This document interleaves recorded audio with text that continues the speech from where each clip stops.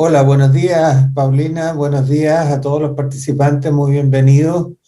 Veo bastantes nombres conocidos aquí, incluso fuera de Chile. Ahí está Óscar Jaime Restrepo. eh, y además veo personas que se repiten los cursos y mis charlas sobre el precio del cobre, cosa que es buen indicador. Significa que antes dije algo que tenía sentido. Este, Así que muy bienvenido. Tenemos en este momento 50 participantes y yo creo que se van a integrar algunos más. Hay muchos más inscritos, por supuesto. Y hoy vamos a conversar del análisis del precio del cobre, escenario y proyecciones. Entonces voy a poner esto en pantalla completa.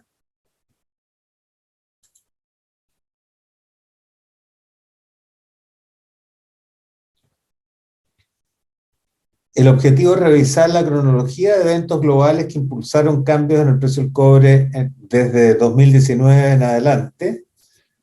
En segundo lugar, discutir los fundamentos del precio del cobre. Y tercero, presentar las proyecciones del precio del cobre hasta 2023, 2025 en realidad.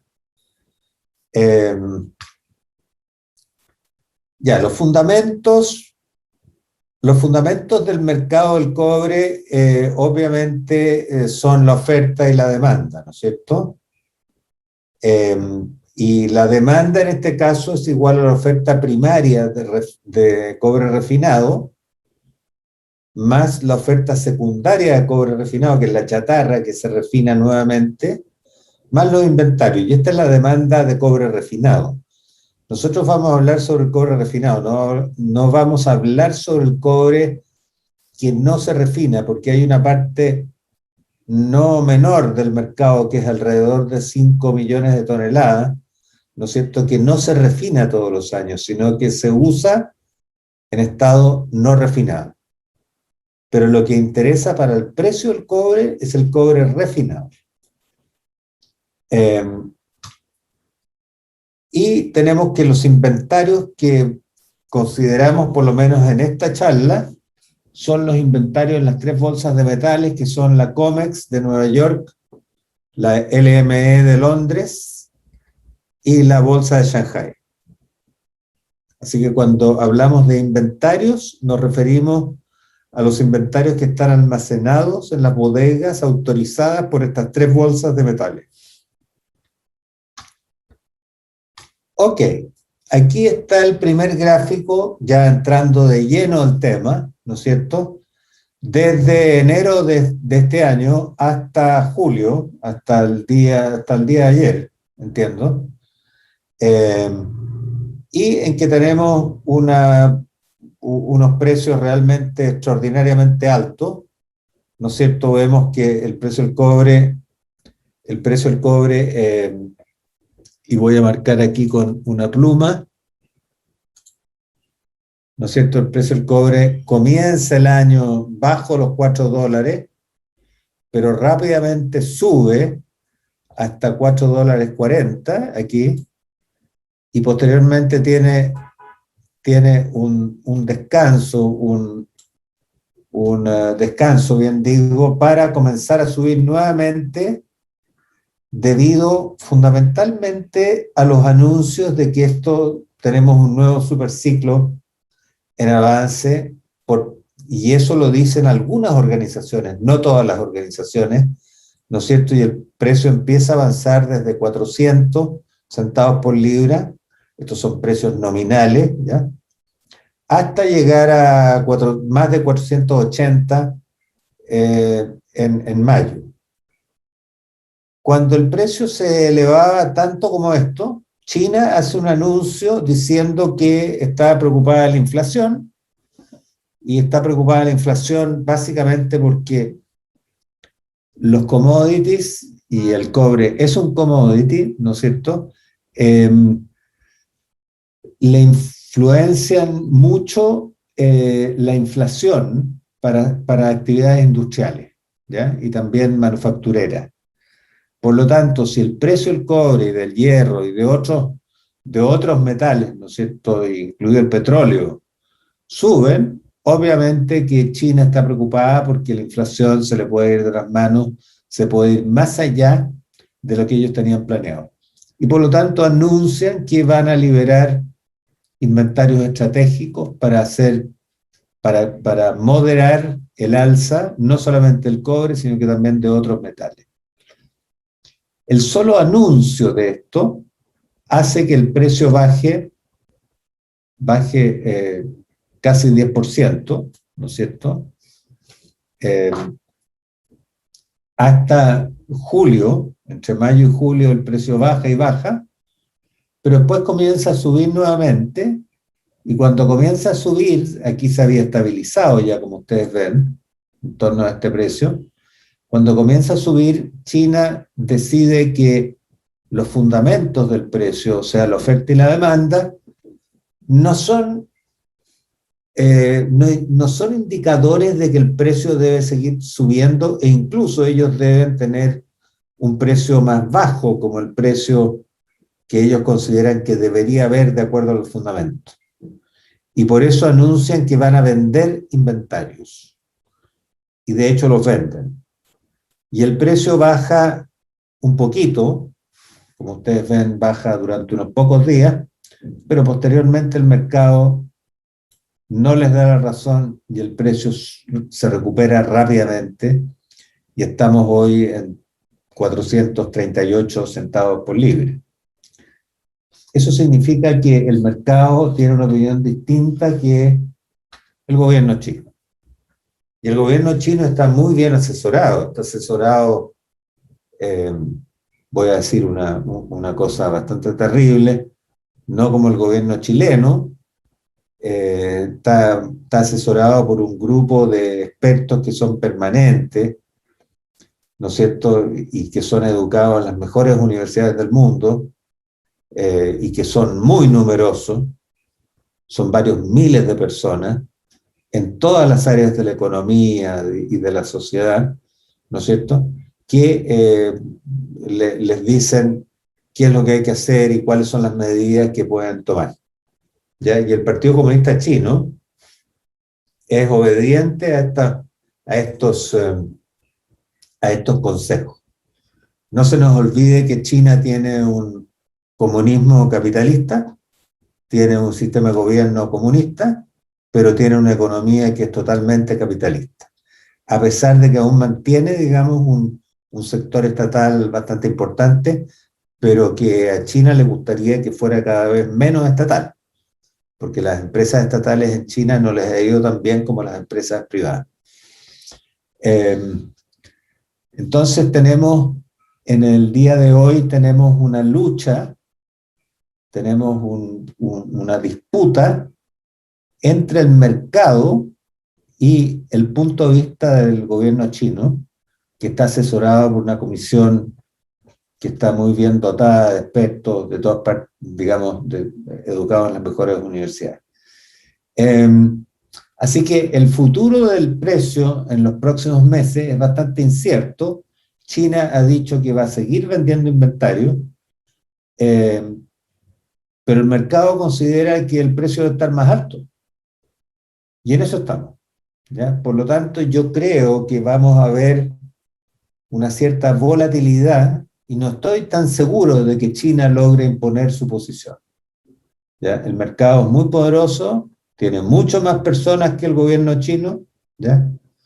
Son miles y miles y miles de inversionistas que compran y venden cobre todos los días en todo el mundo. Y eso es lo que hace el mercado. Ahora, si tomamos una mirada más de largo plazo, mirando el año pasado completo, ¿no es cierto?, vemos que la pandemia tuvo su efecto. Aquí vemos una visión más larga del precio, incluido algunos meses de 2019, en que vemos claramente cuando realmente el mundo se da cuenta de que viene la pandemia y se empieza a desplomar el precio del cobre, que había repuntado no quiero olvidar esto, había repuntado debido al acuerdo parcial que firmó el presidente Trump con China, ¿no es cierto?, poniendo fin por lo menos a una parte de la guerra comercial, y nosotros pensábamos, yo pensaba en esa época, que el precio iba a seguir hacia arriba porque obviamente los fundamentos así lo indicaban. Pero la pandemia le ganó a esto y hizo descender el precio hasta el 23 de marzo del año pasado. ¿Y qué pasó el 23 de marzo? Intervino el Banco Central Americano y dijo que iba a respaldar a todas las empresas americanas que tuvieran problemas de liquidez para que éstas no quebraran. El impacto de este anuncio fue tan gigante en el mundo que empezaron a recuperarse no solamente el precio de todos los commodities, aquí está el cobre, sino que de todos los otros metales y del petróleo y de todas las bolsas del mundo, incluida la china, la europea, la chilena, todas. Esto es uno de los anuncios más importantes de toda la historia que tenemos en récord de una influencia, ¿no es cierto?, de un anuncio hecho por cualquier institución en el mundo. Yo no sé si hay un paralelo con esto anteriormente, pero es impresionante porque ustedes ven que después lo único que pasó es que subió el precio. Y subió porque entre medio se produjeron otras cosas. Aquí 4 días después de esto vino la votación del Banco Central, perdón, del Congreso norteamericano, asignando $2 trillones de estímulo fiscal. Por aquí vinieron los estímulos fiscales de China y Europa, por aquí vinieron los anuncios de que habían vacunas, y entonces el mercado claramente se empezó a recuperar de la pandemia que había producido estragos, digamos, en todo el mundo, ¿ya? Y aquí arriba tenemos entonces la visión más optimista del mercado, fundamentalmente Goldman Sachs, que dijo que íbamos a tener un nuevo superciclo del cobre y que el precio iba a llegar a $6 y incluso más de $6 en 2025. Pero la mayoría de las empresas que predicen el precio del cobre y de las instituciones que miran el precio del cobre no están de acuerdo con esa posición. Y ya vamos a volver a eso. Sin embargo, el anuncio de China de que iba a liberar inventarios hizo bajar el precio del cobre ya en forma importante hace 3 meses atrás.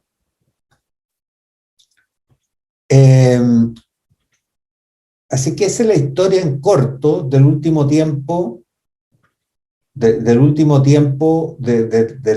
precio, ¿no es cierto?, lo que ha ocurrido. El precio del cobre realmente un termómetro de la economía mundial. ¿Ah?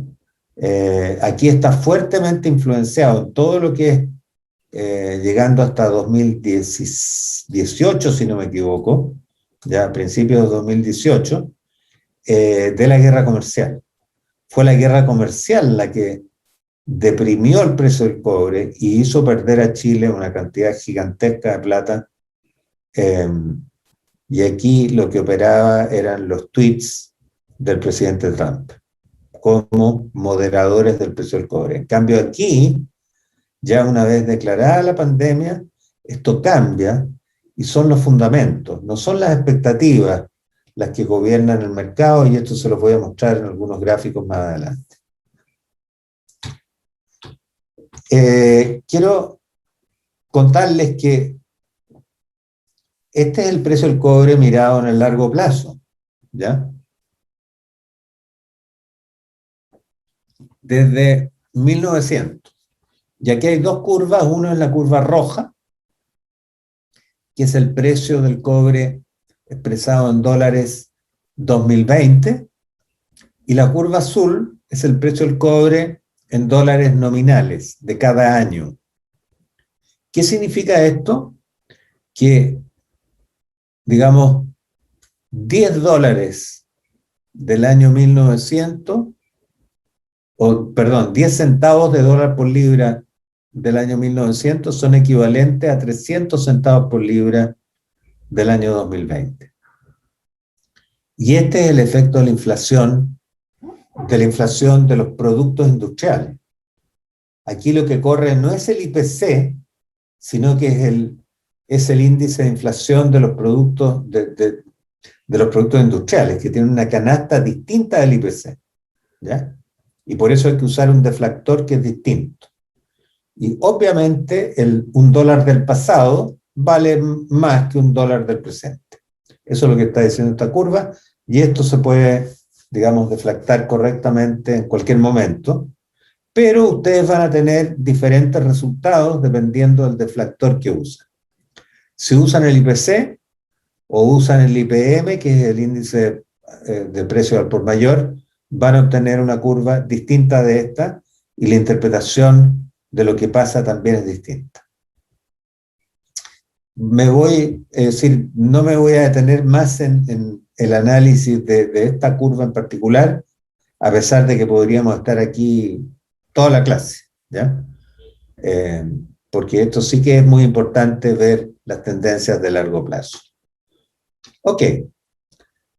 Vamos a revisar ahora algunos de los principios de la oferta y la demanda y de los costos, y la relación que hay entre estas variables.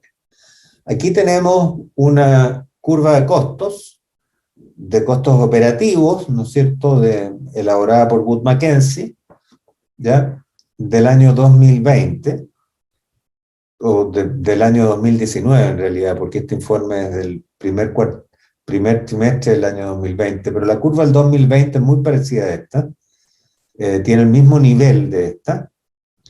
¿Y qué es lo que muestra esta curva? Esta curva muestra, primero, en el eje vertical, muestra los costos operativos, ¿ya? ¿Cuáles son los costos operativos? Son todos los costos que no son fijos. O sea, los costos operativos no incluyen la depreciación, no incluyen la amortización de los créditos, no incluyen los intereses, no incluyen los costos financieros y no incluyen costos que son específicos de las empresas cada año, que no son costos operativos. Lo que sí incluye son los salarios, ¿no es cierto?, los contratistas, los terceros, ¿ya?, los combustibles, ¿ya?, los combustibles, la energía eléctrica, todos los otros insumos, por ejemplo, las bolas de molino, los reactivos químicos, los explosivos, todos los reactivos los incluye. Incluye también el transporte de los productos hacia los puertos y en definitiva hacia los clientes. Incluye también el costo de producir, perdón, no el costo, sino que el precio de venta de los subproductos, el que se llama el crédito de los subproductos, ¿ya? ¿Qué es esto? Que si una mina determinada, por ejemplo, en este punto, produce oro, además de cobre, ¿no es cierto?, entonces se calcula el precio, el costo de vender cobre, y ese es el punto del costo operativo, ¿ya? Pero además de eso, la mina vende el oro que produce, y por eso el costo disminuye, porque este precio es negativo, ¿ya? O sea, se le resta esto. ¿Por qué se le resta? Porque obviamente si una mina de cobre vende oro, está evitando que ese oro se produzca en otra parte. O sea, eso es parte de la oferta mundial del oro, y es muy importante. Lo mismo pasa con el molibdeno, con la plata y con muchos otros productos. Entonces, está por supuesto el crédito por subproductos, y está lo que es muy importante, están los TCRC. Los TCRC son los costos de tratamiento, de fundición y refinación. Porque el cobre tiene dos productos fundamentales que son los concentrados ¿no es cierto? Los concentrados y los cátodos. Y cuando una empresa hace su costeo, tiene que hacerlo hasta cátodo. Y para hacerlo hasta cátodo, si su sistema productivo incluye solamente hasta concentrado, tiene que calcular este TCRC, que es lo que le cuesta a la empresa, ¿no es cierto?, fundir y refinar el cobre en una fundición externa. La fundición puede estar ubicada en cualquier parte del mundo. ¿Ya? Entonces, estos son los costos operativos. ¿Ya? Operativos o variables. Costos operativos o variables. ¿Ya? Y estos son los costos fijos. Y, perdón, estoy escribiendo con el mouse, que no es muy bueno para escribir, o yo no soy muy bueno para escribir con el mouse, y los costos variables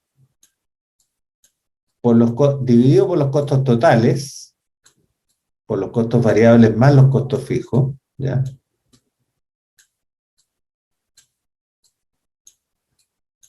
Son aproximadamente 0,7, ¿ya? Pero puede ser un poco distinto, dependiendo de muchos factores, pero ese es un número aproximado, ¿ya? O sea, esto es más o menos el 30% de los costos en una empresa típica, ¿ya? Y esto es el 70%. Entonces aquí tenemos la curva de costos operativos. ¿Y qué es el eje X? El eje X es la producción o cerca de la producción mundial. 18 millones de toneladas, ¿ya? En el año 2020 o 2019, ¿ya? ¿Cómo se hace esta curva? Se ponen todos los costos de las empresas, y aquí tenemos, por ejemplo, una empresa que tiene un costo, perdón, una empresa que tiene un costo muy bajito, ¿ya? Ustedes ven que el cero está ahí. Hay costos que son negativos, y son negativos porque estas empresas tienen muchos créditos por sus productos, ¿ya? Y aquí tenemos una empresa que tiene gran producción, porque esto revela que si el ancho de este rectángulo es muy grande, quiere decir que la producción de esa mina es muy grande. ¿Y qué mina es esa? Bueno, esa sabemos qué mina es. Eso es Grasberg en Indonesia, ¿ya? ¿Y por qué sabemos que es Grasberg en Indonesia? Porque Grasberg es una mina que tiene mucho oro. Entonces sabemos que sus costos son siempre muy cercanos al cero o son negativos, ¿ya? Grasberg en Indonesia. Las minas chilenas también han tenido costos negativos cuando el precio del molibdeno fue muy alto.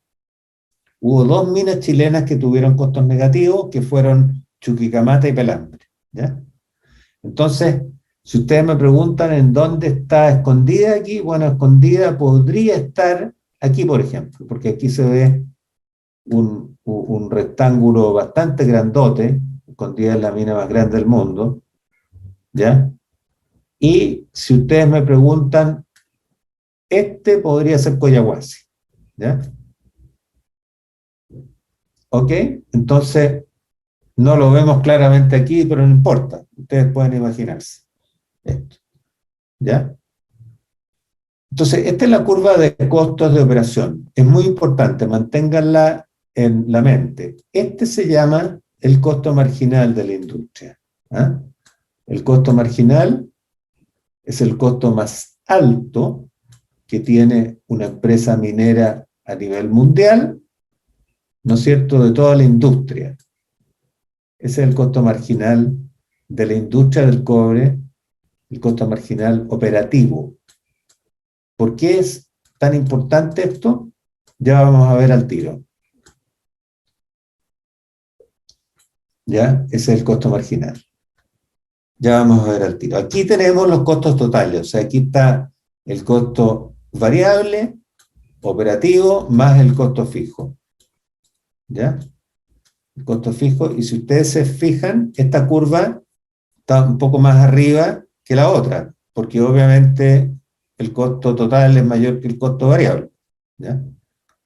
Entonces, el 11 de junio del año 2020, por ejemplo, en que el precio estaba en 200 y tantos centavos de dólar por libra, significa que el 28% de las empresas tenía costos totales, ¿no es cierto? 27% de productores no tenían utilidad antes de impuestos en ese día, ¿ya? Si se hubiera prolongado ese precio. Eso es lo que nos dice esa curva. Y nos dice que el resto de la industria sí habría tenido utilidades, por supuesto las utilidades de ese señor que está sentado ahí, ¿no es cierto?, son mucho menos que los del señor que es dueño de Grasberg, ¿no es cierto?, que tiene utilidades mucho más grandes. ¿Por qué tiene más utilidades? Porque, ya les voy a mostrar, porque resulta que esta es la curva de oferta y demanda. Y en el largo plazo, en el equilibrio, el costo marginal operativo, no total, operativo, ¿ya?, de la industria minera, del cobre, el costo marginal es igual al precio. En el largo plazo, cuando los inventarios se suman y se restan y son cero en definitiva. Cuando la oferta es igual a la demanda, el costo marginal es igual al precio. O sea, el precio en el largo plazo es igual al costo marginal. Y eso significa que los costos y el precio están unidos indisolublemente. No son independientes entre sí, ¿ya? Para ningún commodity y para el cobre en particular. Entonces nosotros podemos usar, ¿no es cierto?, las curvas de costo para entender en qué parte del ciclo estamos, cómo es la competitividad de las distintas empresas, ¿ya? Podemos decir claramente que los que están aquí en esta parte, que es el primer cuartil de costos, bajo el percentil 25 de la producción, está en una situación muy favorable porque el precio está por aquí arriba. Y el precio puede bajar, ¿ya? Pero no puede bajar tanto. ¿Ah? El precio puede bajar porque cuando hay una crisis, el precio no le pregunta a las empresas mineras. ¿Ya? Cuando hay una crisis, la demanda baja. Y esta es la curva de demanda. ¿Ya? La demanda baja y por lo tanto una parte de los productores empiezan a perder plata. ¿Ya? Empiezan a perder plata y si esto se prolonga por un tiempo, estas empresas tienen que cerrar. Y al cerrar, obviamente, se reduce la oferta, por lo cual el precio debería subir. Así que este es un mecanismo de compensación, ¿ya? Y por supuesto, cuando el precio está alto, el precio está por sobre el costo marginal y estos señores empiezan a tener, los que tienen el costo marginal o cerca del costo marginal, empiezan a tener utilidades. Y las utilidades del señor que está aquí son gigantescas, ¿ya? Son gigantescas, porque esta curva empieza a subir, ¿ya? Así que así funciona el análisis y obviamente el precio es la variable más importante de la industria, ¿ya? Y está determinada por la oferta, la demanda. La oferta y la demanda son los factores fundamentales del mercado y son los que determinan el precio de largo plazo. Ok, aquí tenemos una lámina presentada por Wood Mackenzie muy recientemente, el 8 de julio, ¿ya? A un estudio que hizo BHP, que le pidió BHP a raíz de la ley de royalty aprobado por la Cámara de Diputados el 6 de mayo pasado, ¿ya? ¿Y qué nos dice esta visión? Estos son los costos operativos, la curva cash, de costos cash de la industria, pero con los países, no con las empresas. Y nos dice que Chile es uno de los países menos competitivos del mundo porque tiene costos más altos. Tiene costos más altos que Canadá, que México, que Perú, que Estados Unidos, que Brasil. Ecuador está mal aquí, Ecuador no tiene tanta producción, no sé por qué se equivocaron. Filipinas, ¿no es cierto? Argentina, yo creo que aquí también se equivocaron, porque Argentina en este momento no sé si tiene producción. Rusia y la RDC, o sea, la República Democrática del Congo. Eh, sí, tengo mis dudas, ya me bajaron las dudas de cuándo es representativo este cuadro, pero yo creo que es actualmente. Entonces, Chile está entre el cuartil 3, el cuartil 3 entre 50 y 75, el cuartil 2 entre 25 y 50 y el cuartil 1 entre 0 y 25, ¿no es cierto? Y el cuartil 4, que es el cuartil menos competitivo entre 75 y 100. ¿Ya? Y los altos costos de Chile se explican por la caída en la ley de mineral, por la mayor profundidad de los depósitos, altos costos de mano de obra, que es lo mismo que decir baja productividad, y altos costos de energía. ¿Ya? Altos costos de mano de obra, los sueldos en Chile son altos, la productividad es extraordinariamente baja a nivel mundial. Por lo tanto, una forma de reducir los costos de mano de obra es aumentar la productividad. Y ese es el camino hacia adelante. No es bajar los sueldos, ¿ya? Sino que es aumentar la productividad. Los altos costos de energía se espera, nosotros esperamos, las expectativas y proyecciones que yo tengo es que en el mediano plazo vamos a conseguir un costo de energía muy inferior al actual debido a la introducción de energías renovables. Esa reducción de costo podría llegar a ser el 50% o incluso más, ¿ya? Por lo tanto, eso va a ayudar a hacer de las minas chilenas minas más competitivas.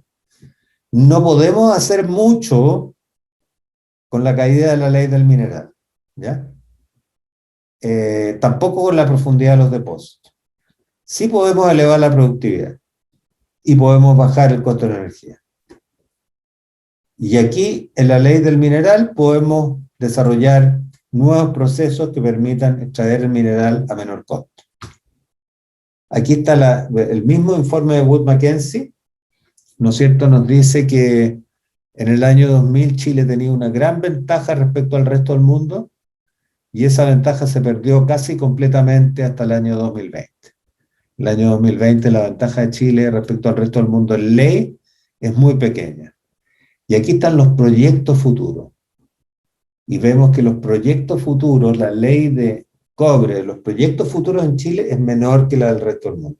Por lo tanto, tenemos factores competitivos, factores naturales que desfavorecen a Chile. Y tenemos que hacer algo. ¿No es cierto? Aquí está el pronóstico de la producción de Chile en caso que no hubiera expansión de la minería en el futuro. Si la minería no se expandiera, no hiciera inversiones, la producción va a caer en un 42%, si no me equivoco, ¿ya? 42% con respecto a los niveles actuales, hasta el año 2040. Y esos son 2,5 millones de toneladas, 60.000 empleos directos, 150.000 empleos indirectos, ¿ya? Eso es lo que pasaría si es que nosotros no hacemos las inversiones que hay que hacer. Por lo tanto, lo que está en juego es terriblemente importante, es tan importante como lo que estaba en juego aquí, en que la curva era parecida.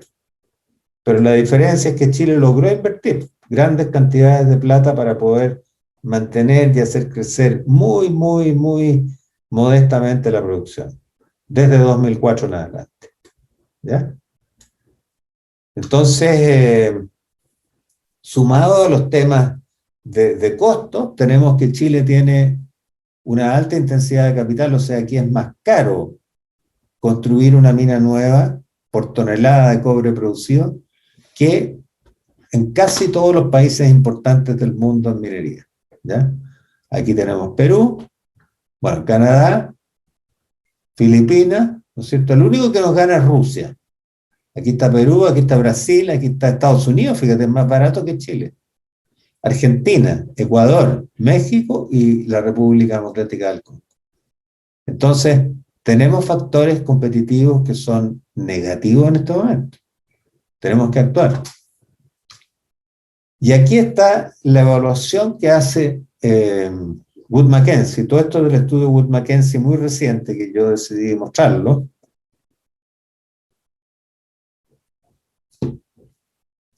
En que está la misma curva de costos que les acabo de mostrar. Los costos C3 esta vez son los costos totales. ¿Ya? ¿Y cómo se modificarían esos costos si es que se aplicara la ley aprobada por la Cámara de Diputados? O sea, Chile quedaría totalmente fuera de la escala, quedaría en una posición no competitiva absoluta. Inversión prácticamente cero. ¿Ya? Y posición competitiva de las minas en operación terriblemente afectada con amenaza de cierre inminente de un porcentaje muy importante, varios millones de toneladas de las que produce, de las casi 6 millones que produce Chile. Ese es el efecto calculado por Wood Mackenzie. Es un efecto que nosotros ya habíamos estimado anteriormente, pero con un gráfico no tan bonito como este, ¿ya? Y que hay muchas organizaciones que han dicho más o menos lo mismo. Por lo tanto, uno se pregunta qué es lo que estaba pensando el que diseñó este royalty nuevo que aprobó la Cámara de Diputados. Y la verdad es que lo tenemos claro. Si lo que querían era dejar fuera de acción, o sea, que cerraran las minas de altos costos, de tal forma que su precio bajara y el Estado pudiera comprarlas, realizando una renacionalización. Esa es una mirada simplista de lo que pensaron, de lo que pensó el diseñador principal de esta ley de royalty. Lo más increíble de todo es que la Cámara de Diputados no hizo un análisis profundo de qué significaba votar esa ley. La votó nomás. Y las reacciones internacionales y nacionales se han multiplicado. Hay muchas evaluaciones posteriores y son todas negativas. Todas. Sin ninguna excepción. Entonces, bueno, eso yo se los quería decir porque tiene que ver con, obviamente, con el precio, ¿ya? Si a Chile se lo pone fuera de acción para inversiones futuras, el precio va a subir. El precio va a subir. La subida va a ser temporal, va a durar 5 años, ¿ya? Hasta que el resto del mundo haya compensado la no participación de Chile en el futuro, porque eso es lo que es, la no participación de Chile en el futuro. La caída de la producción de Chile en el futuro, como les acabo de mostrar. ¿Ya? Aquí está la caída de producción, ¿no es cierto? Si es que no hay inversión. Y esto significa que no hay inversión. Ok. Precio y costo, los precios y costos están relacionados, en equilibrio, el precio es igual al costo cash marginal de la industria minera, eso se lo había dicho. Usualmente el costo sigue al precio, ¿ya? Es el precio el que manda, ¿ya? ¿Por qué manda? Porque la demanda es la que define el consumo de cobre a nivel mundial, el uso del cobre, ¿ya? Con precios altos muchas veces el precio depende de las expectativas del mercado y no de los fundamentos. Hay muchos periodos en que son las expectativas del mercado y no los fundamentos, o sea, la oferta y la demanda, lo que determina el precio del cobre. Con precios bajos, cerca del percentil 90 de la curva de costos que les acabo de mostrar, usualmente el precio es controlado por los fundamentos, ¿ya? Ahora, ¿qué pasa con la demanda? Wood Mackenzie también hace una predicción muy interesante porque dice que entre el año 2005 y el 2015 el superciclo contribuyó con mayor demanda a elevar la producción de cobre en 5,1 millones de toneladas, ¿ya? Eso es lo que introdujo de nueva producción el superciclo. Y resulta que Wood Mackenzie estima que en los 15 años siguientes, no en los 10, ojo, estos son 10 y estos son 15, el crecimiento debido a la transición energética va a significar 6 millones de toneladas. O sea que 6 millones de toneladas nuevas tienen que ser introducidas al mercado hasta el 2035, y eso es una oportunidad fantástica para nuestro país. Pero para eso tenemos que tener tributación adecuada, ¿ya? Aquí está, hay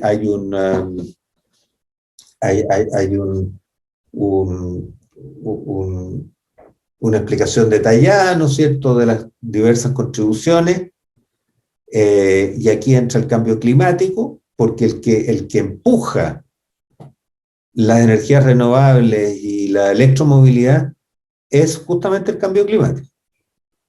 O sea, la electromovilidad y las energías renovables son clave para lograr las metas del Acuerdo de París, ¿ya? Y aquí ustedes pueden ver, para que entiendan un poco más de estos gráficos, que si se logra, digamos, cumplir con el Acuerdo de París, o sea, limitar el incremento de la temperatura a 3 grados centígrados,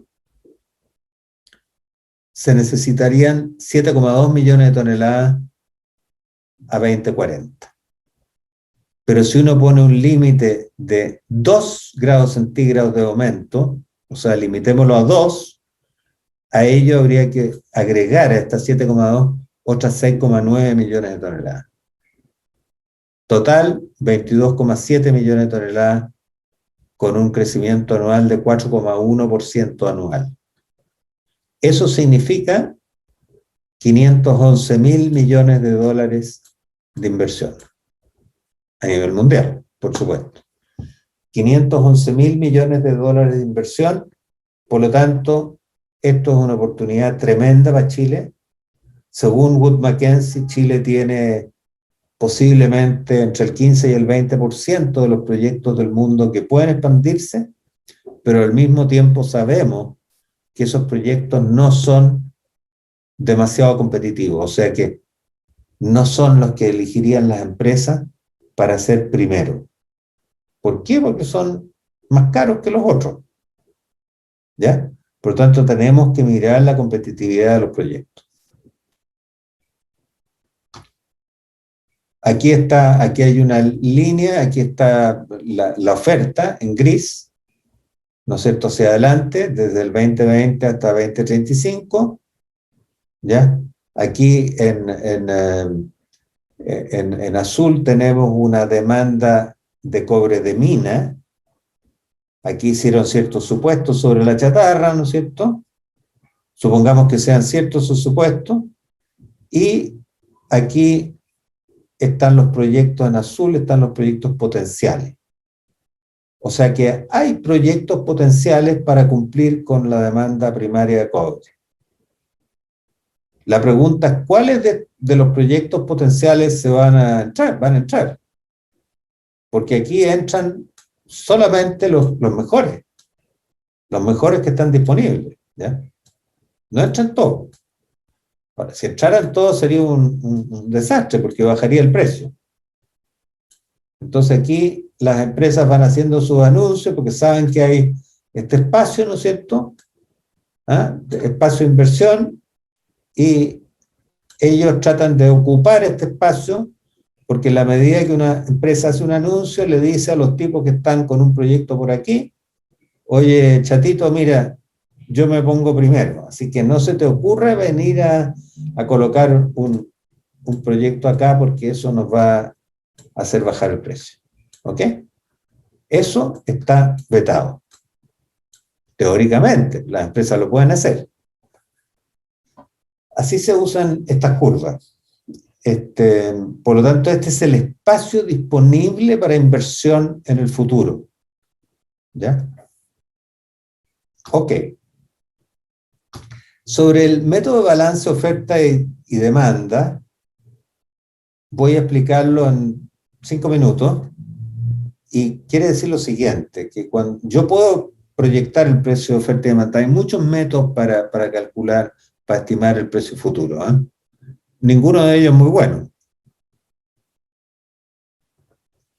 Todos ellos contienen errores muy importantes.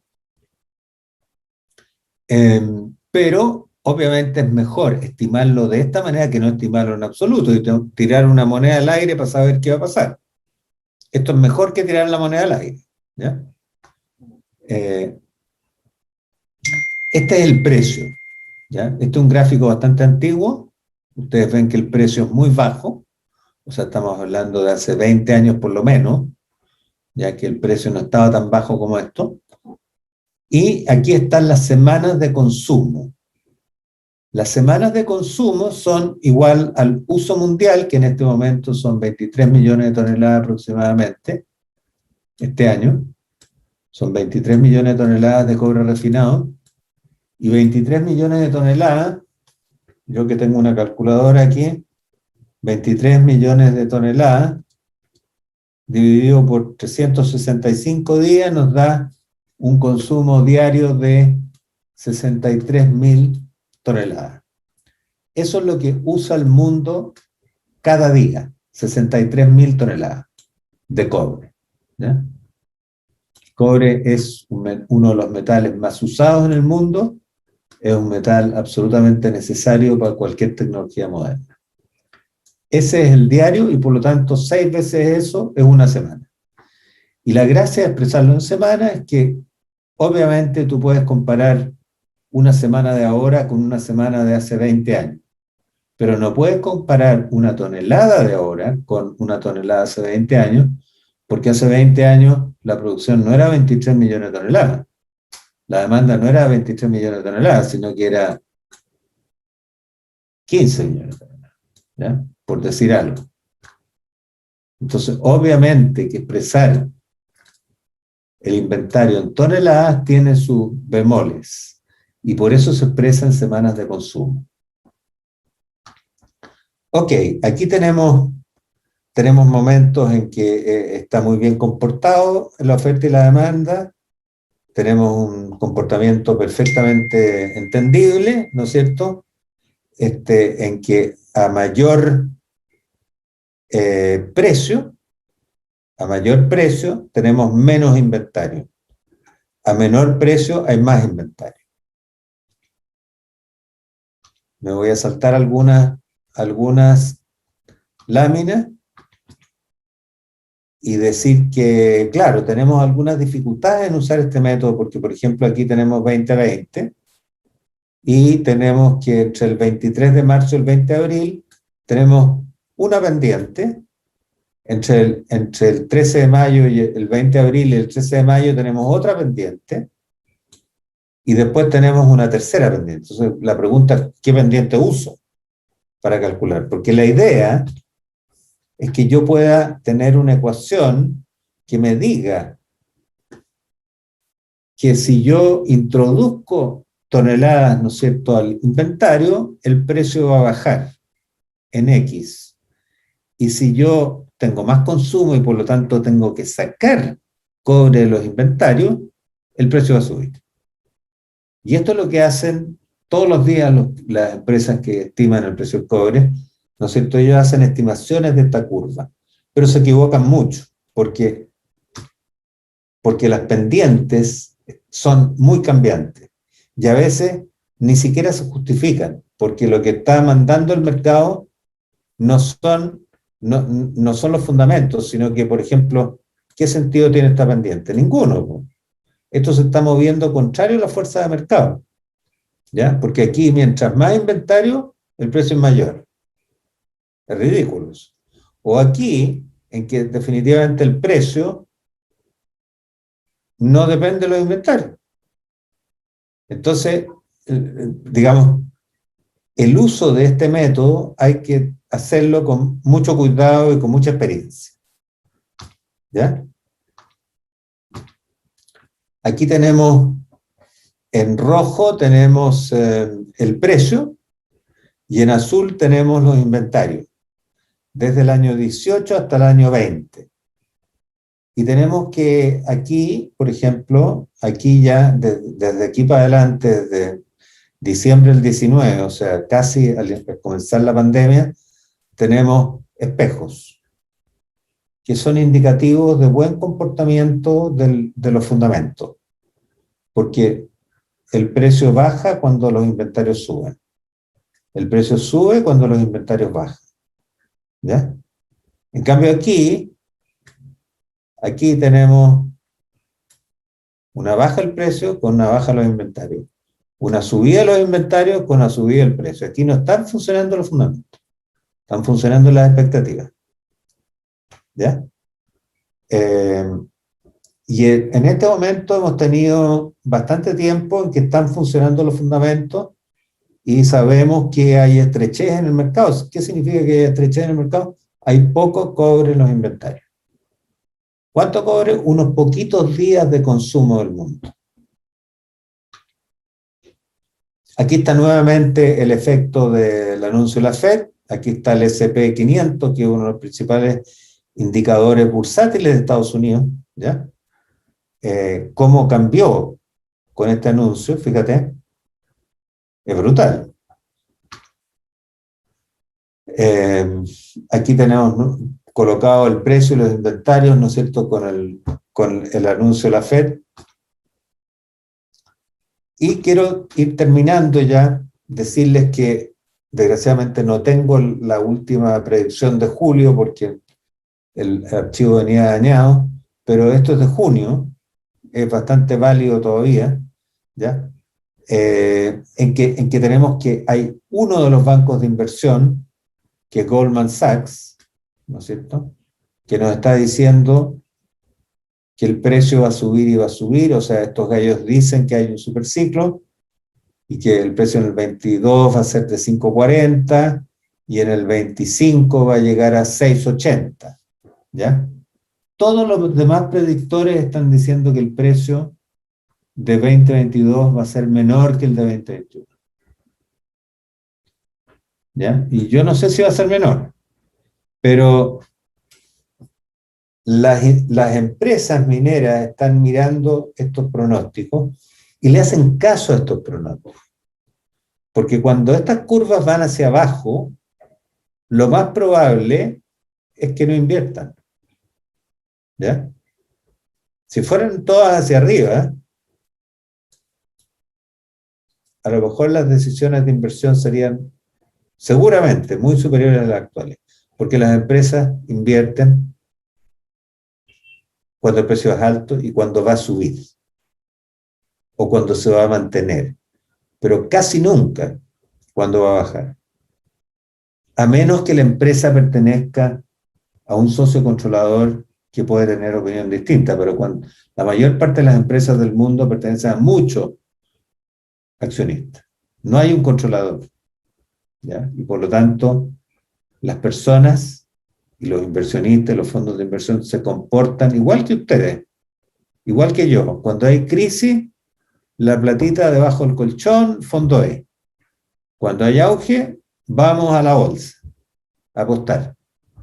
¿Ok? Es lo mismo aquí, no es distinto. Entonces, ustedes ven que los pronósticos muy recientes son que el próximo año, digamos, el precio va a estar un poco más bajo que ahora, lo que significa toda una visión respecto a lo que está pasando ahora como una recuperación de la pandemia, y no como un nuevo superciclo. Y aquí están los cálculos, ¿no es cierto?, de oferta y demanda de los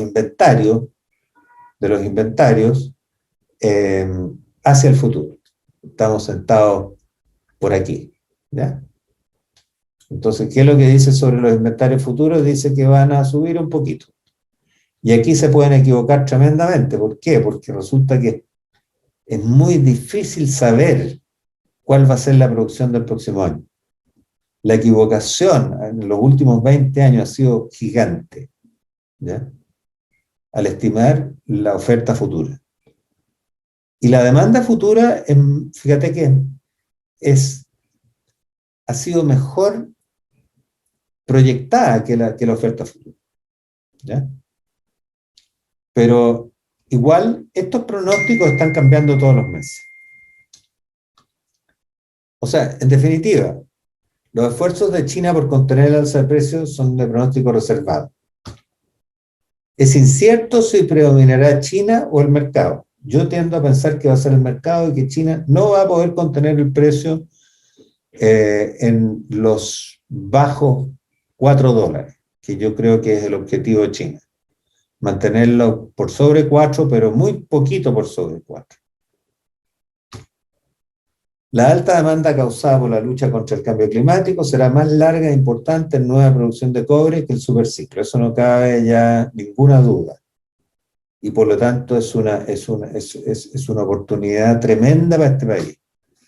Las causas de la alta demanda son la contención del cambio climático, el éxito de las vacunas y los estímulos fiscales. Esto es una oportunidad que Chile no puede perderse debido a una modificación irracional de la tributación minera. Hay que hacer una modificación tributaria que sea razonable, que sea lógica y que permita seguir invirtiendo en Chile y que permita que las empresas de alto costo sigan operando y no tengan que cerrar. ¿Ya? Porque hay toda una discusión. Oye, ¿y para qué queremos empresas de alto costo? Bueno, pues resulta que hay 15 empresas de alto costo, 15 minas con producción de cerca de 2 millones de toneladas, ¿ya? Con miles y miles de empleos en juego, con todas las regiones que están afectadas, todas las localidades que quedarían afectadas. ¿Cómo que no va a ser una contribución a eso? Es una contribución tremenda. La contribución de la minería no se mide solamente por los tributos, se mide por muchas otras cosas. Entre otros, por las empresas proveedoras. Olvídense lo que pasaría con las empresas proveedoras si es que tienen que cerrar 18 a 20 minas en Chile. ¿Qué es lo que está pronosticado que puede ocurrir? Durante todo el COVID han operado casi siempre los fundamentos y más adelante todos están de acuerdo que el mercado estará estrecho, favoreciendo un alto precio del cobre. ¿Por qué? Esto hemos hablado poco, pero les doy un avance. ¿Por qué está alto el precio del cobre? Porque los costos son altos. Los costos son altos. Los costos de producir nuevo cobre son altos en el mundo, no solamente en Chile. ¿Ya? Y eso es lo que determina el precio futuro. Si nosotros tuviéramos mañana un proceso mágico que produjera cobre a mitad de costo, inmediatamente bajaría el precio. Solamente con el anuncio, ¿ya? Va a bajar el precio y va a empezar a bajar en forma sistemática en la medida que las minas vayan aplicando ese método. Pero ese método no existe todavía. Bueno, eso es lo que yo quería contarles. Y quedo abierto entonces para sus preguntas.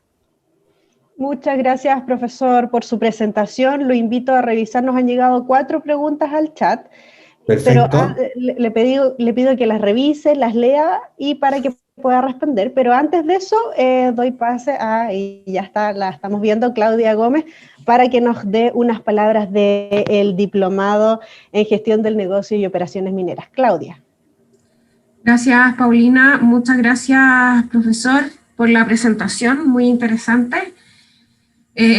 Solamente, bueno, contarles a todos que el profesor Gustavo Lagos participa del Diplomado en Gestión del Negocio y Operaciones Mineras, diplomado que está pronto a iniciar ya en su versión, ya no recuerdo qué versión, pero estamos bien avanzados, la versión número 10, perdón.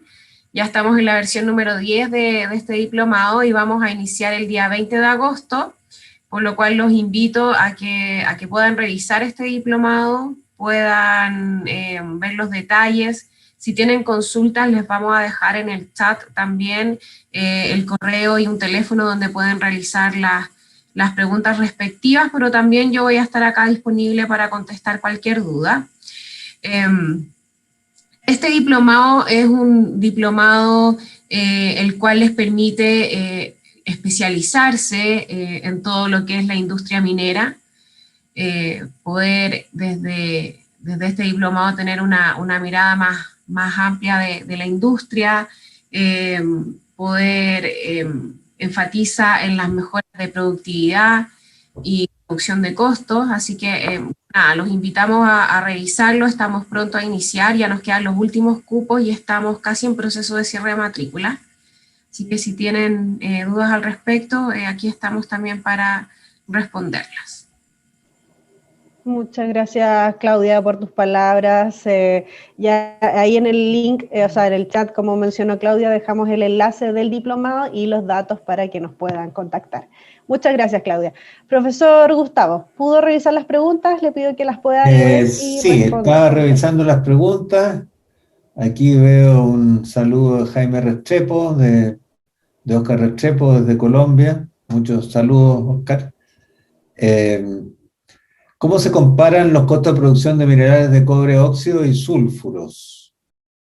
Es una buena pregunta. Depende un poco del consumo de ácido sulfúrico, pero el costo de óxido puede ser en algunos casos inferior al costo de sulfuros, pero los costos de sulfuro ustedes saben que están muy influenciados por los subproductos. Por lo tanto, no tengo una respuesta general para esa pregunta, porque es variable. En segundo lugar, dice, ¿debería aumentar a corto plazo la exploración o inyección de capitales en Chile bajo este escenario? Bueno, yo creo que si uno lee la prensa, se va a dar cuenta, hay dos cosas. Uno es lo que yo mencioné respecto a la tendencia futura del precio. Efectivamente, si las empresas están diciendo que el precio se va a mantener alto, aunque sea un poco menos alto que actualmente, por algunos años, es probable que las empresas inviertan, ¿ya? Y segundo, obviamente la incertidumbre de Chile en este momento, antes de que el Senado elabore una nueva ley de tributación, que yo creo que va a reemplazar completamente digamos, al proyecto que aprobó la Cámara de Diputados, ese proyecto no es viable. Es un proyecto que fue una provocación, a mi gusto. Fue una provocación. Y no es viable en absoluto. Si aprueban ese proyecto, hay que decirle chao a la minería chilena. Hasta que lleguemos digamos, a un momento político en que se revierta. Y yo espero que eso no ocurra. ¿Ya? Espero que eso no ocurra por ningún motivo. Pero yo creo que va a ser modificado completamente. Yo he estado trabajando en conjunto con otras personas, ¿no es cierto?, en una propuesta que está lista ya, y estamos esperando que nos invite el Senado a presentar una propuesta de modificación de la tributación actual, pero que permite, digamos, a nuestro entender, mantener la inversión futura. Dado eso, bueno, ya se ha visto una reactivación de la exploración, pero no sabría decir si esa reactivación es completa o es aún parcial. Yo creo que esperemos a que el Senado y el Congreso despache este año, ¿no es cierto?, esa ley de tributación, y yo creo que va a ser una ley racional. Eso creí siempre, incluso cuando se votó la otra en la Cámara de Diputados. Yo creo que, mira, yo soy relativamente optimista. Yo creo que este país se dicen muchas cosas en la arena política, pero la verdad es que se están buscando votos para las elecciones, y cuando los políticos tienen que hacer cosas, actúan un poco distinto. Es de esperar que impere la cordura, ¿no es cierto? Porque si no estamos fritos, no tenemos mucho que hacer. Otra pregunta es para estimar el precio futuro para estimar el precio futuro del cobre. ¿Se usa también análisis de serie de tiempo? Sí, se usa. Se usa una serie de análisis, serie de tiempo también se usa, pero no necesariamente son más exitosos que los otros modelos. Yo creo que el modelo de oferta y demanda es preferible, digamos, a los modelos de series de tiempo. No es necesario rechazar el proyecto de royalty que se votó en la Cámara. Yo creo que es necesario modificarlo, y se puede modificar fundamentalmente. Así que esas son las preguntas que leo acá. No sé si habrá otras, Paulina, que me quieran hacer o como quieran. Tenemos algunos minutos todavía. Sí, profesor. Después del enlace que dejamos del diplomado, hay una pregunta de Moisés Bautista. ¿Cuáles son las alternativas para incrementar la productividad de la industria minera en Chile y cuáles son los KPI para medirla? Perdón, ¿podrías leerla de nuevo? ¿Cuáles son las alternativas para incrementar la productividad en la industria minera en Chile y cuáles son los KPI para medirla? Ya, las alternativas para aumentarla son más difíciles que lo que se dice normalmente. ¿Por qué? Porque hay temas culturales aquí. Yo estoy convencido que la productividad baja en Chile es un tema cultural. Es un tema que se ha ido construyendo en el tiempo debido a múltiples factores. Uno de los factores es que por algún motivo, ¿no es cierto?, hemos ido construyendo nuevas reglas que van haciendo el trabajo más rígido, menos flexible, y eso no favorece la productividad, ¿ya? Y eso, los responsables de eso son las empresas mismas, no son los trabajadores. Los trabajadores tampoco han contribuido a tener mayor productividad. ¿Por qué? Porque el interés de ellos es tener más trabajo, ¿ya? Por lo tanto, no es fácil implementar medidas de largo plazo que estimulen la productividad, porque los sindicatos en general tienen una visión muy, digamos, personalizada e interesada en asegurar más trabajo en vez de mayor productividad. Y el tercer factor, por supuesto, es la inversión, porque sabemos que lo que influye digamos, en la productividad laboral, ¿no es cierto?, es fundamentalmente la inversión de capital. Cuando tú tienes una nueva mina, con nuevas instalaciones, tienes tecnologías que son nuevas y que son mucho más productivas que las tecnologías antiguas. Te pongo un ejemplo. Yo siempre doy el mismo ejemplo. Si tú vas a la mina Ministro Hales y entras a la sala de molino, te vas a encontrar con que hay 3 molinos. El molino SAC, semiautógeno, ¿no es cierto?, y 2 molinos adicionales. Y tú miras a esa tremenda sala de molino y no ves a nadie, porque los operadores son 2. Hay 2 operadores. Pero si vas a la sala de molinos de Chuquicamata, de la planta concentradora de Chuquicamata, tienes decenas de molinos, porque es tecnología mucho más antigua. Una parte de esas plantas que han sido modernizadas en los últimos años son de hace 50 años. Entonces, obviamente que requieren mucho más personal que una planta nueva. Y eso se repite en todos los niveles de producción, ¿ya? Las tecnologías nuevas, con instalaciones recientes, con inversión de capital reciente, permiten tener una productividad mucho mayor que la que permite una planta antigua que no ha tenido renovación. Así que son esos 3 factores. Ninguno de los 3 son fácilmente cambiables en el corto plazo. Pero hay que trabajar para eso. ¿Ok? Perfecto, profesor. Sebastián Moreno dice: hola Gustavo, he visto bastante información sobre posibles crisis económicas y financieras debido a una capacidad de no pago de la Fed y la inflación en Estados Unidos. Esto lo comentan numerosos medios escritos en Internet, así como personas tales como Bill Gates y otros. Quisiera saber si tiene alguna opinión respecto de este escenario.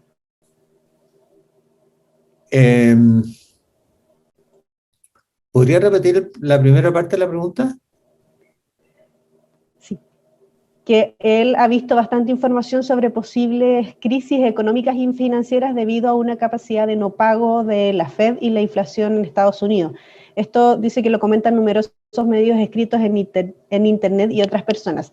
Quisiera saber si tiene alguna opinión respecto a este escenario. Capacidad de no pago de la Fed, es un poquito difícil pensar en eso, ¿eh? Que yo sepa, no ocurrió nunca.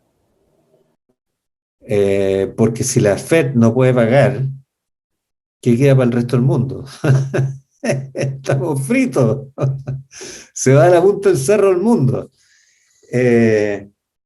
No, yo creo que hay toda una discusión en Estados Unidos, ¿no es cierto?, si la inflación va a ser muy importante o no va a ser tan importante y cómo se controla la inflación.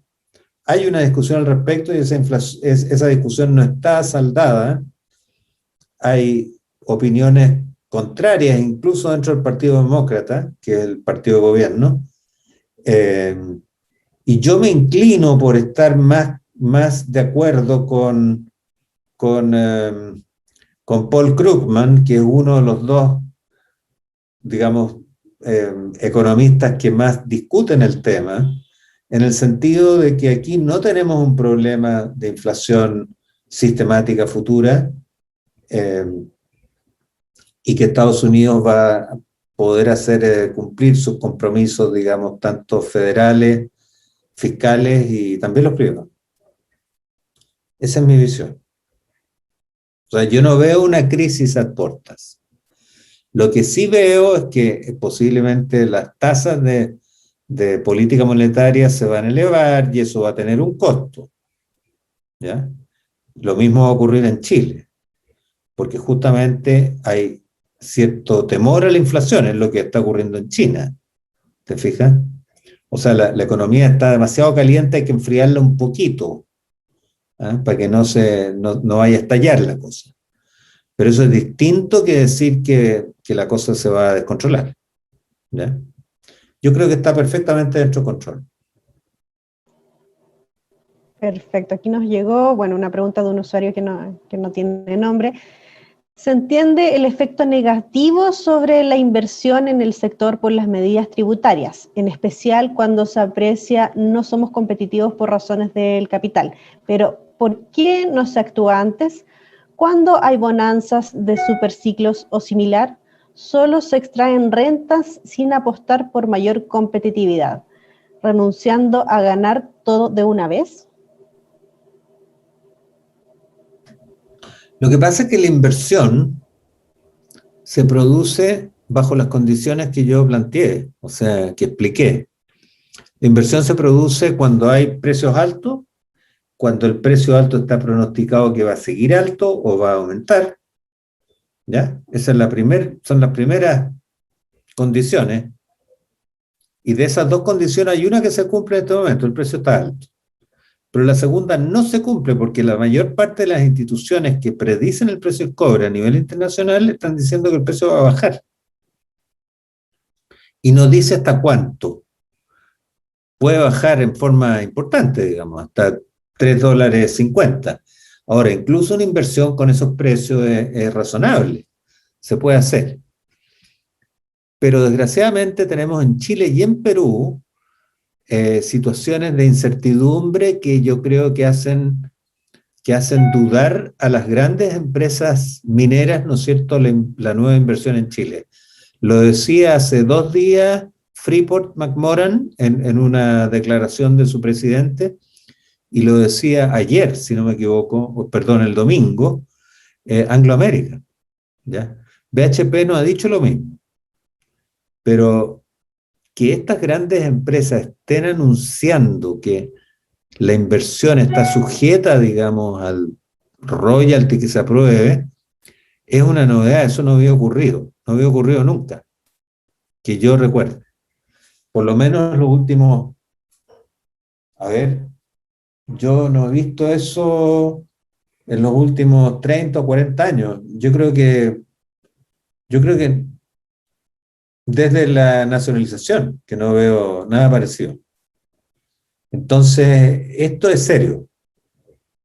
Y efectivamente, hasta que el Congreso no zanje esta disputa, esta incertidumbre, yo creo que la inversión va a estar bastante detenida en Chile.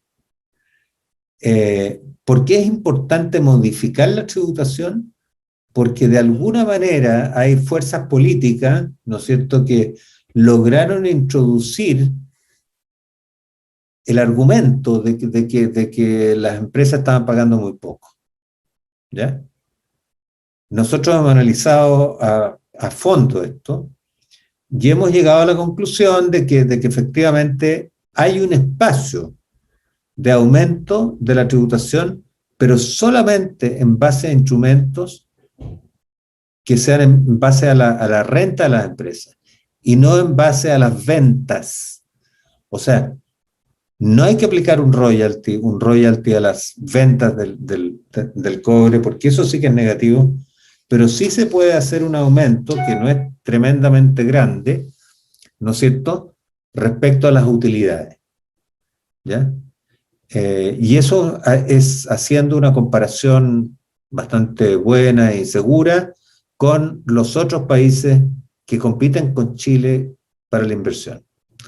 Entonces, yo creo que se puede hacer una modificación. ¿Cuál va a ser el efecto de la modificación? Obvio que Chile va a recaudar un poco más, tampoco se va a hacer rico, ¿ya? Pero lo que va a lograr es establecer un periodo de legitimidad mucho mayor para la inversión minera. Eso es lo que se necesita. Se necesita que los chilenos entiendan que las mineras están operando en Chile, ¿no es cierto? Están sacando cobre, pero están dejando muchas cosas en Chile. No solamente el hoyo. Están dejando trabajo, están dejando experiencia, están dejando los contratos de las proveedoras, están dejando tributación, ¿ya? Están dejando empleo de alta calidad. De alta calidad. ¿Ya? El empleo minero es de mayor calidad en Chile. No hay ningún sector económico que tenga empleo de calidad como el sector minero, en que los sueldos de los empleados directos, de los trabajadores directos, digamos, es del orden de 40 o 50 mil dólares anuales, costo empresa, de ahí para arriba. Entonces, ¿qué otro trabajador gana eso? No hay ninguno. ¿Qué otro trabajador tiene tantas garantías de educación, salud? Entonces, no podemos mirar la minería solamente como una entidad que tiene que tributar. Tiene muchas otras cosas que hace. Esa es mi visión. Muchas gracias, profesor. Deme un segundo. Acá. Vania, es más a lo mismo. Vania Rojas. En vista de los escenarios que muestra McKinsey, ¿podría el Estado una mayor inversión a través de Codelco para nuevos proyectos y no solamente esperar inversión extranjera? Vania, yo veo que tú has participado en otros seminarios anteriores, así que bienvenida. A lo mejor me equivoco, pero bueno. Yo creo que Codelco tiene problemas que son difícilmente, digamos, de solución difícil, ¿ya? ¿Por qué? Porque Codelco tiene una subinversión histórica. Tiene una deuda en este momento que es una de las más altas de la industria minera mundial, ¿ya? Y el único motivo por el cual Codelco puede seguir operando tranquilamente es porque su deuda está garantizada por el Estado. Porque de otra manera, con esa deuda, estaría muy castigada en los créditos que puede conseguir, ¿ya? Ahora, Codelco tiene cero posibilidad, en mi opinión, y aquí me puedo equivocar mucho, de tener nuevos aportes a la reinversión por parte del Estado, de su dueño. Mal podría Codelco pensar en hacerse de otra producción minera que va a requerir más inversión, ¿ya? Así que yo creo que ese es un tema que no está resuelto, y yo diría que los aportes fiscales que está haciendo Codelco desde hace 2 o 3 años por tonelada de cobre producido me llevan a mí a pensar que obviamente hay un problema muy serio aquí porque está contribuyendo mucho menos que la industria privada en términos de dólares por tonelada de cobre producido. Y eso se debe a la alta deuda que tiene, que significa un costo que ha subido mucho en los últimos 10 años. Así que esa es mi respuesta. Perfecto. Diego José Razoriz. Hola, profesor. ¿El royalty afecta a todas las empresas por igual? ¿Codelco o la pequeña y mediana minería deberían pagar lo mismo que la gran minería privada? Sí, el Codelco teóricamente no le afecta, porque Codelco lo que hace es pagarle todas sus utilidades al fisco. Se las entrega al 100%. Codelco tiene un royalty de 100% con el fisco, ¿ya? O sea, le entrega, perdón, un royalty sobre las utilidades, no sobre las ventas.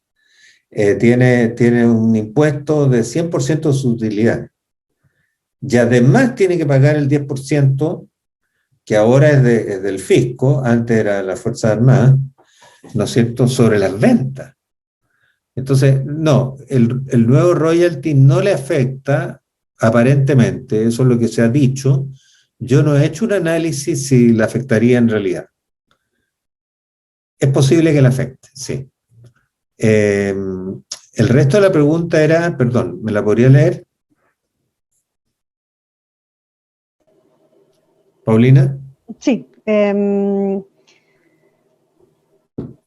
La pregunta de Diego Errázuriz era, no, ¿y si el royalty afecta a todas las mineras por igual o No, no Codelco y la afecta. pequeña?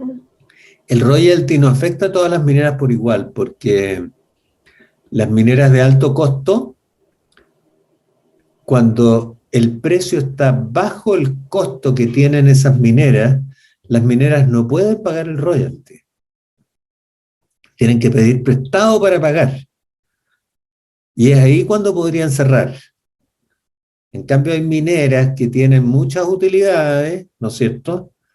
Tienen suficientes utilidades para que incluso en precios bajos puedan pagar.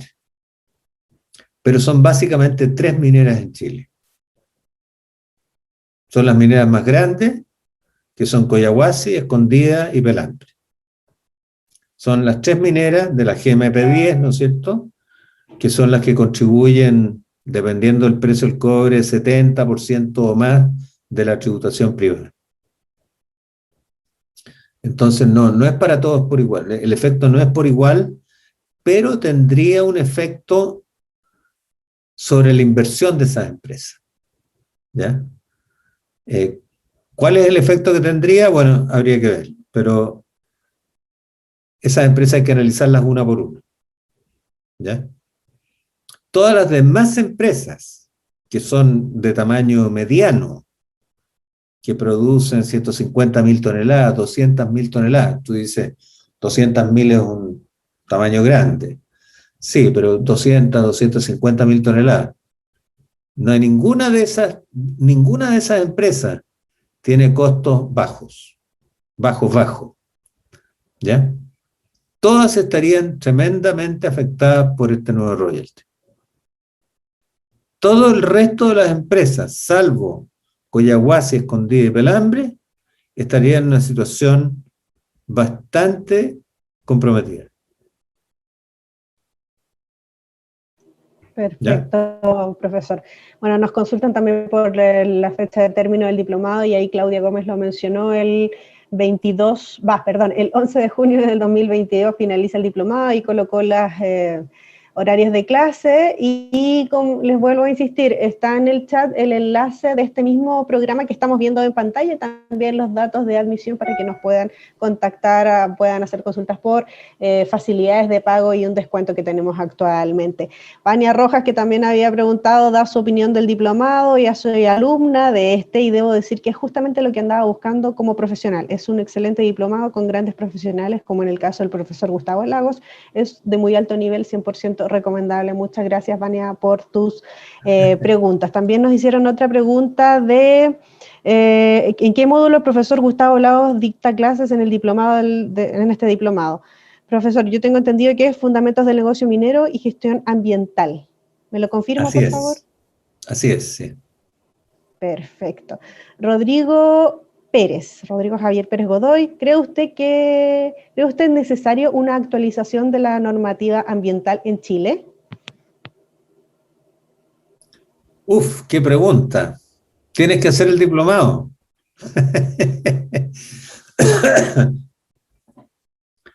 Yo creo que te respondo brevemente. Yo creo que la legislación ambiental y la normativa ambiental tiene que tener el propósito de proteger el medio ambiente. Y la protección del medio ambiente, por más que ustedes no lo hayan pensado nunca, tiene que ver con la capacidad que tiene el país y las empresas para pagar esos cuidados, esa protección.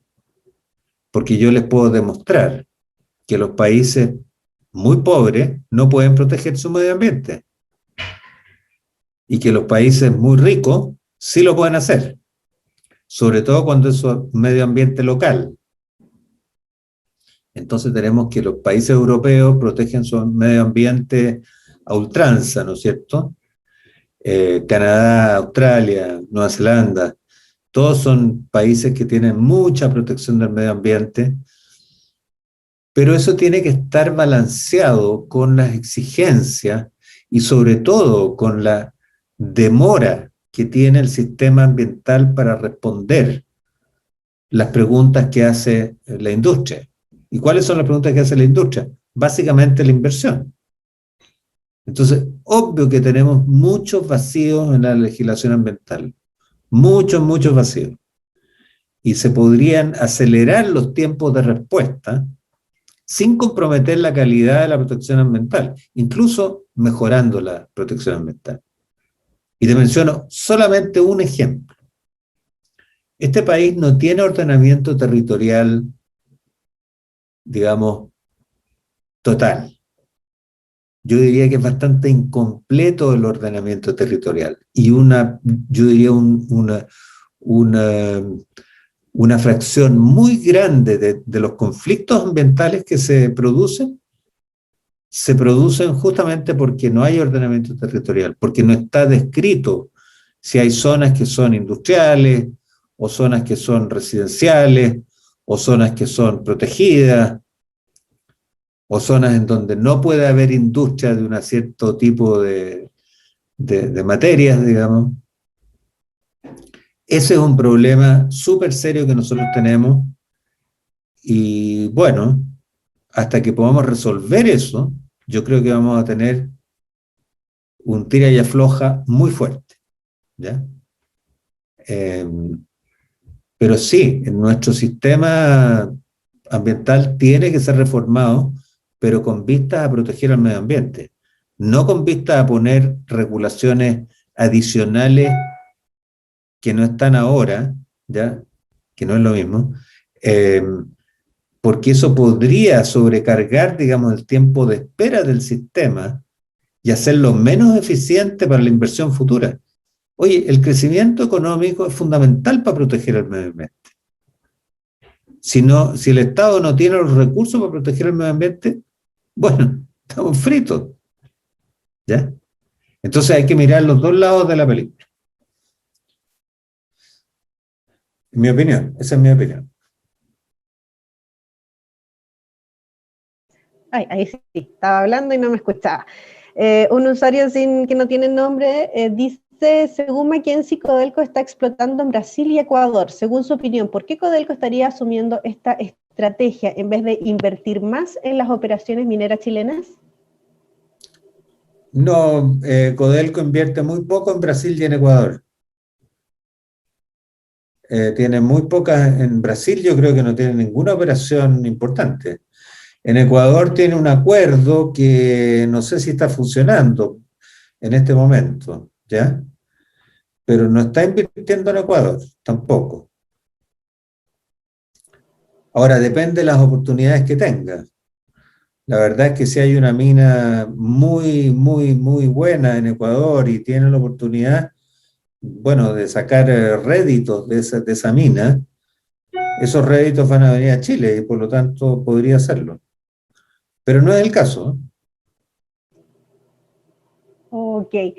Bueno, agradecemos nuevamente a Vania porque justo complementó una pregunta que habían mencionado. El diplomar, dice ella, abarca todos los aspectos mineros, fundamentos del negocio minero, geología, geofísica, metalurgia, mina, rajo, subterránea, etcétera. Todo bien enlazado para que uno pueda salir con amplios conocimientos de minería y pueda entender los conceptos y aplicarlos. Muchas gracias, Vania, por tus comentarios. Pregunta de Luis Romero. Profesor, muy clara su presentación y muy bien explicado todo. ¿Qué porcentaje del precio es componente la energía? Es cierto que la oferta de energía se ha incrementado, pero aún las inversiones de las generadoras aún no son pagadas, por lo que es viable ese análisis de baja del precio de la energía. ¿Podrías leer la última parte de la pregunta? Porque sonó el celular, desgraciadamente, entonces no puedo escuchar bien. ¿Qué porcentaje del precio es componente la energía? Es cierto que la oferta de energía se ha incrementado, pero aún las inversiones de las generadoras aún no son pagadas, por lo que es viable ese análisis de baja del precio de la energía. Yo creo que es viable el análisis de baja porque es un análisis de largo plazo, estamos hablando de 5 a 10 años, ¿ya? Entonces, cuando uno proyecta el precio de la energía de 5 a 10 años, obviamente que va a tener un precio de la energía eléctrica muy inferior a los $100 por megawatt hora que se pagan ahora en muchos contratos de la minería, ¿ya? Y el precio podría bajar a 40 o incluso 30, que son el costo de las energías renovables, de tal forma que es posible bajarlo. Y la otra parte de la pregunta era, Paulina. Sí, no, profesor, estoy leyendo, es que no, la verdad no se entiende mucho. Yo creo que por el tiempo que tenemos ya poquito tiempo, voy a pasar a otra pregunta. ¿Le parece? Que es Marcel Riquelme.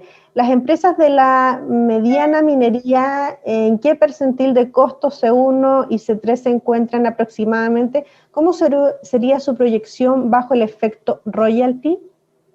Mi proyección es muy mala para las empresas de la mediana minería porque están posiblemente en los cuartiles 3 y 4, ¿ya? Así que, digamos, con un royalty como el propuesto, están destinadas a cerrar esas empresas. Tan simple como eso. Perfecto. Aquí un mensaje que nos llegó de un usuario que no tiene nombre. Profesor, ¿cómo afecta la escasez hídrica a las empresas mineras? Ah, Patricio, ahí me puso el nombre. Sí. La escasez hídrica es uno de los motivos por los cuales las mineras chilenas han incrementado mucho sus costos, porque obviamente tener agua de mar o desalada es más caro que tener agua fresca, ¿ya? Y por lo tanto sabemos que prácticamente todas las mineras nuevas van a tener que tener agua desalada, y algunas de las mineras que usan agua fresca en este momento, agua continental, van a tener que tener agua también del mar. Eso incluye a Pelambre, posiblemente incluye Teniente, ¿ya? Incluye a Disputada. O sea, tenemos, y en el norte yo creo que todas van a terminar de aquí a 10, 20 años más con agua desalada, o del mar, todas.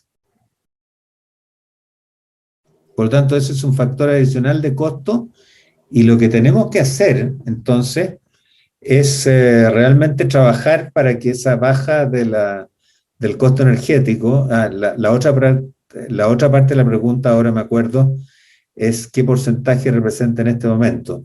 Para los que tienen contratos antiguos, o sea, costos altos de energía, porque hay muchas empresas que tienen ya costos distintos, mucho más bajos, para los que tienen contratos antiguos, puede ser del orden de 9 a 10% de los costos de operación.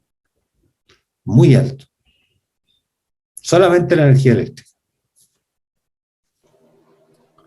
Gracias, profesor. Vamos a ir a la última pregunta de Cristian Pérez. Según el escenario actual, ¿la minería en Chile debiera incrementar en la exploración y explotación de los polimetálicos y subproductos como oro, paladio, platino, cobalto, tierras raras, entre otros?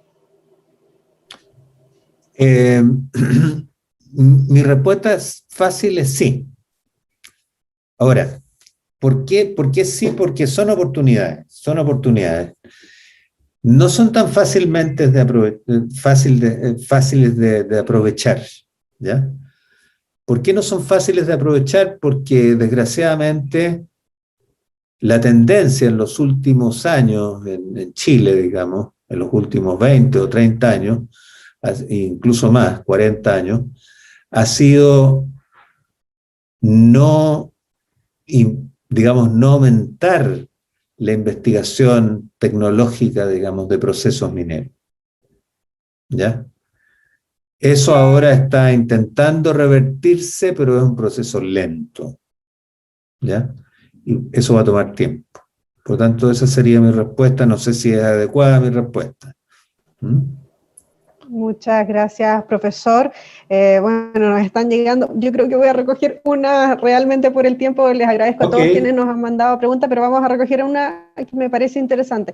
¿Cuál es su visión de la industria del litio en Chile? Ya. Uf. Mi visión de la industria del litio. Chile tiene más del 50% de las reservas de litio del mundo en el Salar de Atacama. ¿Ya? Yo creo que Chile tiene que ponerse pantalones largos con la industria del litio.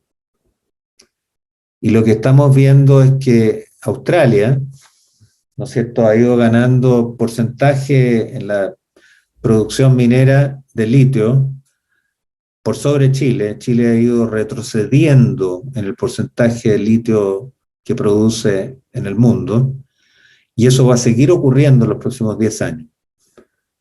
Y eso es expresión de ciertos desacuerdos que tenemos aquí, ciertas tendencias que tenemos acá, y creo que hay que superar eso, hay que mirar el interés nacional y hay que también hacer un esfuerzo muy importante del Estado con plata, no con discurso, ¿ya?